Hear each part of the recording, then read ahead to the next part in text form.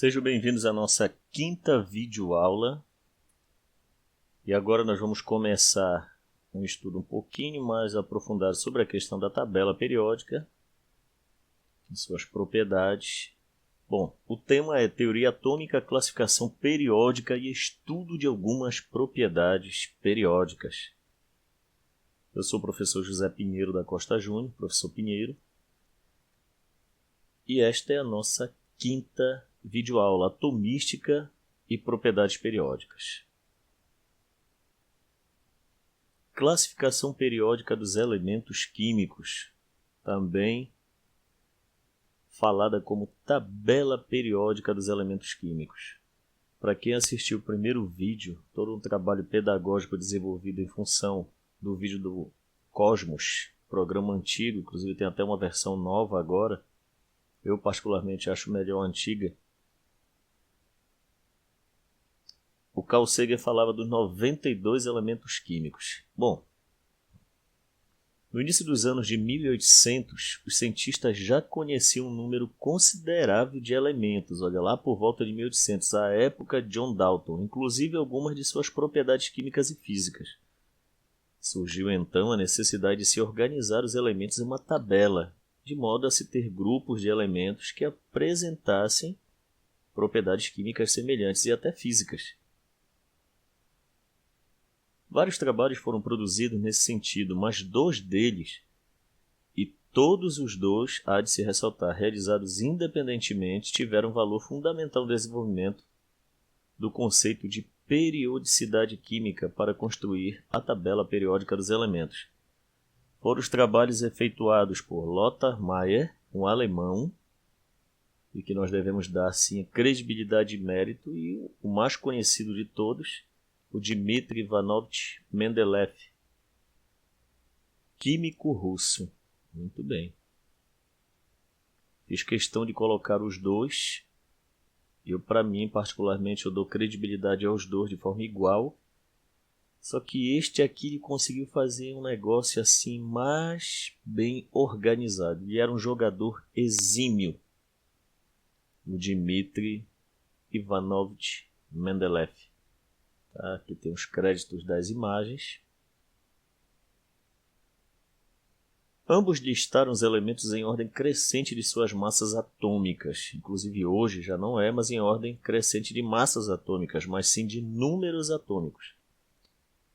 E observaram que quando várias propriedades eram representadas graficamente em função da massa atômica, obtinha-se para cada caso uma curva aproximadamente periódica. O trabalho realizado por Mendeleev foi tão profundo e minucioso que acabou sendo utilizado como base da tabela periódica moderna. Inclusive, só um comentário. Quando você me ouve, você vê minha pronúncia Mendeleev, por causa do V. Tá? Chegando a prever, inclusive, a existência de elementos ainda não conhecidos na época, como o galho, e previu, chamado de eca-alumínio, e germânio, eca-silício, prevendo inclusive suas propriedades com grande precisão. Esse camarada, esse cientista, camarada eu falo em alusão a russos, ele conseguiu organizar de uma forma mais criteriosa a tabela periódica para aquela época. Para estimar a massa atômica do germânio, olha só o que ele fez. Ele tomou a média das massas do silício, massa atômica 28, e do estânio, massa atômica 118, a média dos 2, média aritmética. Massa atômica do germânio, que era o elemento que ele estava propondo ser encontrado, é igual a massa atômica de quem? Do silício, e a massa atômica do estânio dividido por 2, deu 73. Tabela 8, previsão de propriedades de Mendeleev para o elemento desconhecido. Bom, a propriedade que ele observou para ele, olha só, chamou de eca-silício, 1871. Massa atômica 73. O valor encontrado para o germânio, 1886, 72,61. Massa específica, ou seja, densidade, 5,5, que ele previu. Valor encontrado, 5,47. volume atômico 13 centímetros cúbicos por mol, e o valor correto 13,22 centímetros cúbicos por mol. Cor cinzento, cinzento claro. Só quero lembrar que numa aula online, quando eu repassava para os alunos, fiz uma apresentação de uma tabela e perguntava assim, qual é a cor mais característica dos elementos químicos? Aí a maioria dos alunos, observando e, lógico, falando, aquela cor acinzentada, prateada. E foi explicado, inclusive, o porquê do cinzento. Aquecido ao ar. O que é que acontece com o heca-silício? Forma óxido branco, EO2. Tá? Forma realmente óxido branco, GeO2. O heca-silício é o mesmo germânio de hoje. Então, para quem nunca viu um átomo, e nessa época que era muitíssimo mais atrasado, os métodos físico-químicos, isso aqui é mais difícil do que acertar na loteria. Parabéns ao Mendeleev. Comparando a tabela formulada por Mendeleev e a tabela periódica atual, encontramos 3 situações nas quais elementos se encontram fora da sequência crescente em relação à massa atômica. O argônio, 39,948 de massa atômica, antecede o potássio. Isso na real, que tem 39,098. O cobalto, 58,933. É bom você que está assistindo a videoaula pegar sua tabela periódica e acompanhar. Antecede o níquel, 58,693. E o telúrio, 127,60. Antecede o iodo, 126,90. Ou seja, teve uma incoerência na distribuição do Mendeleev, mas foram poucas, foram 3 casos. E estas anomalias foram resolvidas em 1914 por um inglês, um jovem inglês, patriota, o Moseley. Tá? Não é Moseley, é Moseley, que foi o primeiro a conseguir determinar os números atômicos dos elementos com precisão. Mostrou que quando os átomos eram bombardeados pelos raios catódicos, eles emitiam raio-x. E já que cada um tinha a sua propriedade, determinava os valores dos números atômicos. E ainda previu lugares na tabela periódica para outros elementos, que foram descobertos anos mais tarde. Só quero fazer um lembrete sobre a questão de raio-x, é que hoje existe um dos métodos físico-químicos utilizados para se fazer essas determinações, que nem é tanto, hoje é mais espectrometria de massa, ou espectrografia de massas.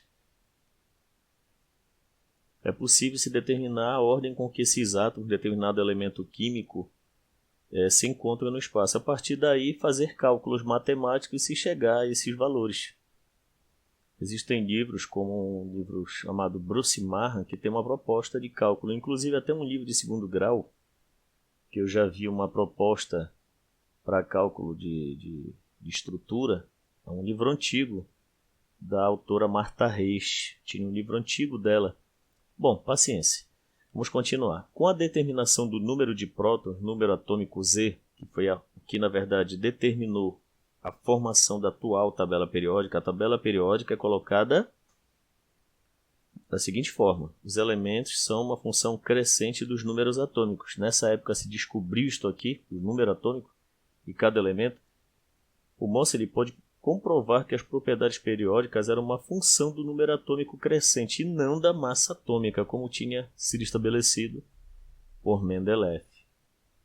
Um grande químico, inclusive na Rússia tem até selo em homenagem ao Mendeleev. O Brasil precisava ter selos, ruas e etc. em homenagem a grandes ícones da nossa história, sejam quaisquer que sejam as áreas. Bom, aqui eu tenho uma foto que eu fiz questão de colocar. Esse camarada ele morreu muito cedo, né? Morreu muito cedo. O Henry Gowen Jeffrey Moseley. Esse camarada foi, inclusive, aqui tem uma especulação que eu coloco, que algumas pessoas especularam que Moseley poderia ter sido laureado com o Nobel de Física de 1916, caso não houvesse morrido servindo o exército britânico. Ele resolveu ir servir o exército britânico na Primeira Guerra Mundial e acabou morrendo. Na minha opinião, uma das maiores mentes que já surgiram no mundo científico. O nome do cientista, Moseley, Henry Moseley. Portanto, a lei periódica dos elementos químicos já corrigida pelo Moseley, que descobriu, na verdade, não foi criar uma tabela. A pesquisa dele não era isso. A pesquisa era números atômicos, espectrometria de raio-x, enfim, descobrir essas estruturas. E um dos grandes responsáveis por essas determinações, ele agora conserta a coisa e coloca: a lei periódica dos elementos químicos é estabelecida nestes termos. Baseado nas pesquisas de Moseley, as propriedades dos elementos químicos são uma função periódica do número atômico e não da massa atômica, como falou Mendeleev. E a ciência tem disso, ela vai melhorando, melhorando e melhorando. Quem dera também que na vida muitas coisas fossem reconhecidas como é feito no mundo científico. Há uma grande humildade científica. Isótopos, isóbaros e isótonos. Importantíssimo nós estudarmos isto. Isótopos são átomos com o mesmo número de prótons, ou seja, o mesmo número atômico, logo o mesmo número atômico Z. Então, isótopos, iso quer dizer igual e topos, lugar. Quer dizer que é um conjunto de átomos que tem o mesmo lugar na tabela periódica. Vou dar um exemplo. O hidrogênio, que aparece na tabela periódica, não é representação de um único átomo de hidrogênio, e sim de 3, que é o próton, o deutério e o trítio. A média ponderal desses 3 gera aquele elemento que está lá, gera o elemento que eu digo escrito, a representação escrita na tabela periódica para o hidrogênio. E a maioria dos elementos químicos tem isótopos. Que são isótopos? São átomos de um mesmo elemento químico que estão na mesma posição topos da tabela e que tem o mesmo número atômico. Cada isótopo difere entre si em seu número de nêutrons, N, que também leva a números de massa diferentes. Nós vamos ver o que é isso. O termo isótopo é formado a partir das raízes gregas isos, igual, e topos, lugar. Até coloquei aqui em grego. Muitos isótopos são radioativos. Inclusive algumas séries muito interessantes, desenhos animados. Eu já cheguei a ver desenhos da Liga da Justiça, eles falando sobre isótopos há mais de 40 anos atrás. E séries como Blacklist, etc., também apresentam uma guerrinha pela procura de isótopos. No caso do trítio. Diferentes olha só aqui, ó, urânio e urânio. Mesmo átomo, urânio e urânio. 92, 92. O número atômico aparece embaixo. E o número de massa em cima.